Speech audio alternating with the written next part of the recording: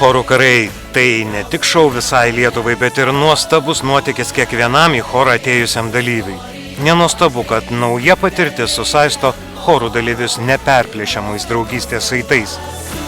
Projekto Draugo, pažinčių portalo matchmillion.com įkūrėjas Aronas Perezas nusprendė paskatinti chorų dalyvius puoselėti naujas pažintis bei įsteigė 500 eurų prizą tam chorui, kuris žiūrovams pasirodys pačiu draugiškiausiu.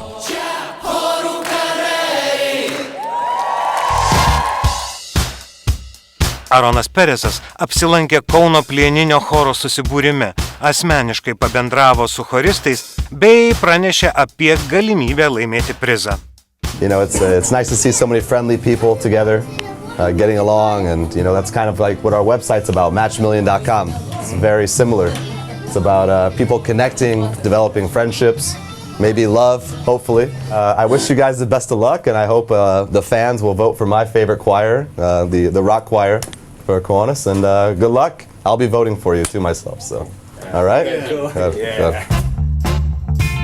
O balsuoti už draugiškiausią chorą galite nuėję į projekto Draugo pažinčių svetainės matchmillion.com puslapį.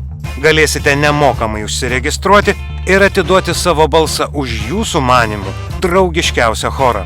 Draugiškiausių išrinktas choras bus apdovanotas projekto finale gegužės 3 dieną. Well, who do you guys think is going to win the contest for the choir? We will! All right, there we go. Perfect, awesome. Well, good luck, guys. Good luck. Yeah, thanks. Okay, perfect.